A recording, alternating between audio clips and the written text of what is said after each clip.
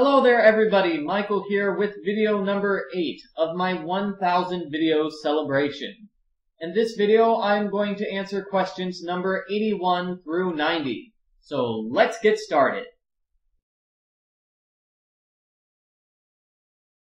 I'm not sure what my favorite movie is.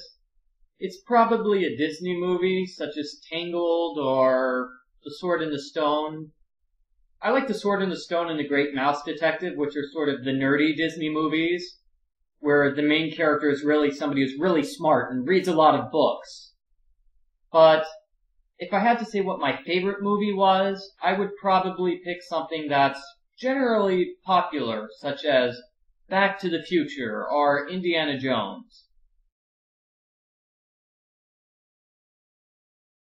I think the easiest Nancy Drew game is probably Nancy Drew Creature at Kapu Cave, because it's one of the shorter games in the series.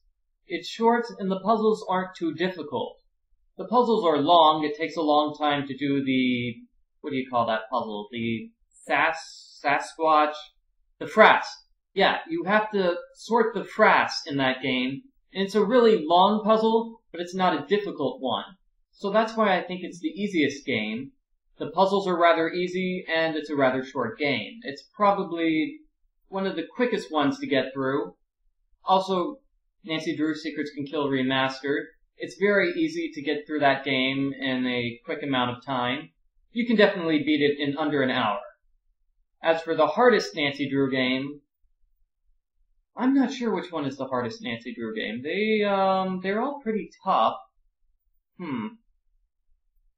I think I might go with Nancy Drew White Wolf of Icicle Creek, and I might also go for Nancy Drew Shadow at the Water's Edge, because it had those really long, complicated puzzles, such as the Master Sudoku puzzle and the Master Renagrams puzzle.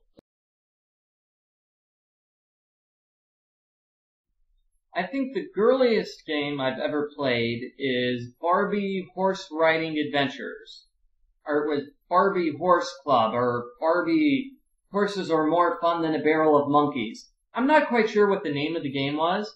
My family only had 3 computer games when I was growing up. We had the Microsoft Best of Windows Entertainment package. We had Sierra Pinball. That was a lot of fun.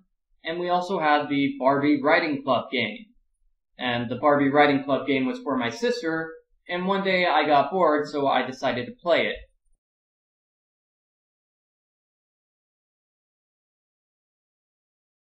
I think overall, it's a mixed bag, and each game seems to have a mixture of characters which look good and characters which don't look good at all. For example, take Nancy Drew Haunting of Castle Malloy. The character designs for Denal and Kyler were both very good. I liked those characters. They looked very realistic. I liked them a lot. But the character design for Kit Foley, I think his name is, was just really sort of ugly. I really didn't like the way Kit looked, especially in the ending credits, or not the ending credits, but at the ending of the game, you see a picture of Kit, and it looks really, really fake. Take a look. Again, and I've got so much to tell you. But even though Kit looks kind of fake, he ends up getting a real girl for a girlfriend. Until he met the very beautiful young Irish woman who catered the reception. So I guess that sort of balances out. Overall, I just think it's a mixed bag. Some characters in the games look good, and some characters in the games look not so good.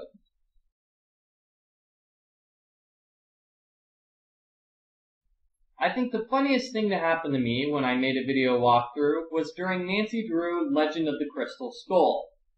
In that game, Bess is spying on some people, and her cell phone starts ringing unexpectedly. She forgot to turn off her cell phone. That's sort of a funny moment which happens in the game. And I was making my video walkthrough, and 2 minutes after that part of the game, my cell phone started ringing. And I just thought it was hilarious that my cell phone goes off unexpectedly 2 minutes after Bess's cell phone goes off unexpectedly. In the Nancy Drew games, you can call the Hardy Boys sometimes, and you can call Nancy's friends Bess and George. I like the Hardy Boys, but I think overall I enjoy Bess and George a lot more. Their phone conversations just seemed to be more entertaining than the phone conversations with the Hardy Boys. So I'm going to say that Bess and George give better hints than Frank and Joe Hardy. No, I do not believe in aliens.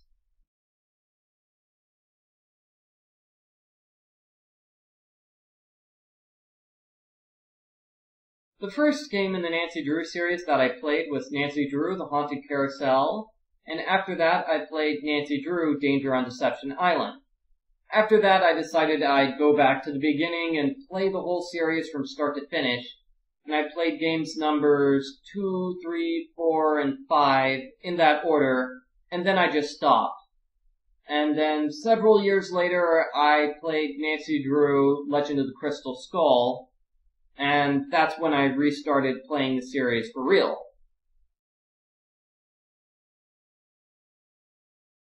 No, I do not believe in ghosts.